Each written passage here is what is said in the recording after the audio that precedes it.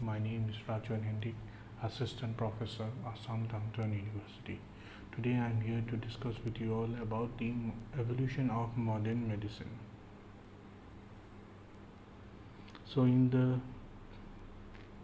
prehistoric times, the medicine was conceived in sympathy rather than out of necessity. The primitive man had limited knowledge but motivated by the feelings of sympathy and kindness was always at the behest of his kindred, trying to provide relief in times of sickness and suffering. Since the knowledge was limited, diseases were attributed as wrath of gods, invasion of body by evil spirit, malevolent influence of stars and planet. There were the evidence of use of stones and flint instruments for procedures like circumcision, amputation, and trampling of skulls. During this time, the medicine was intermingled with superstition, religion, magic, and witchcraft. The period between 500 AD and 1500 AD is generally known as the Middle Ages. In this period, the Europe was ravaged by diseases and pestilence, plague, leprosy, and tuberculosis. The practice of medicine reverted back to primitive medicines, which was again dominated by superstition and dogma. Rejection of body and glorification of spirit became the accepted pattern of behavior. Digestion of the human body was prohibited. Consequently, there was no progress of medicine. Therefore, this period, that is the medieval period, is also referred as the Dark Ages of medicine.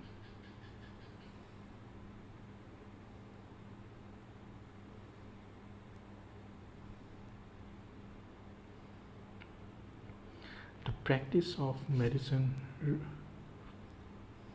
while Europe was surpassing through the Dark Ages, the Arabs translated the Greco-Roman medical literature into Arabic and helped preserve the ancient knowledge which led to the development of their own system of medicine called Unani system of medicine. They found various schools of medicine and hospitals in Baghdad, Damascus, Cairo, and other Muslim capitals. Leaders in Arabic medicine were Persians. Abu Bakr, also known as Rajesh, and Ibn Sina, known as Avicenna to the Western world. Rajesh published the first known book on children disease.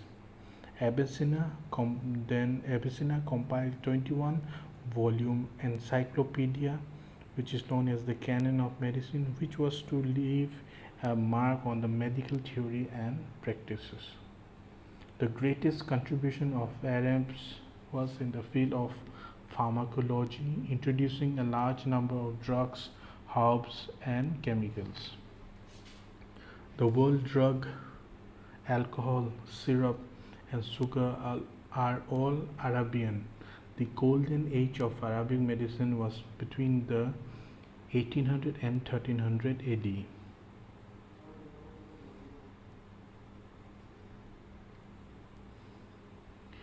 The period following 1500 was marked by the revolution, political, industrial, religious, and medical. Fracastorius, an Italian physician, enacted the theory of contagion. He became the founder of epidemiology. Andreas Vesalius of Brussels did a lot of dissection of human body and raised the study of anatomy to a science and has been called the first man of modern medicine. Ambor Pare, a French army surgeon, did a lot of surgery and earned the title of Father of Surgery. The 17th and 18th century were full of even more discoveries like Leuwen's microscope, Harvey's discovery of circulation of blood, and Jenner's vaccination against smallpox.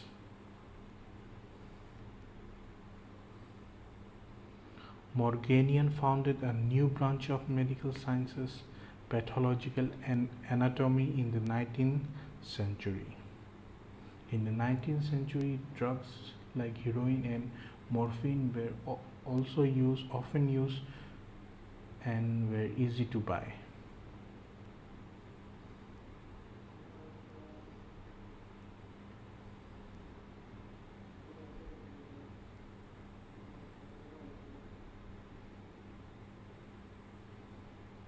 In conclusion, I'd like to say that the practice of medicine has been shaped through the years by advances in the area of diagnostic procedures. Many of these advances were made possible by scientific breakthroughs made before the 20th century. Because of the advancements made in the past, the modern medicine arguably emerged. Thank you.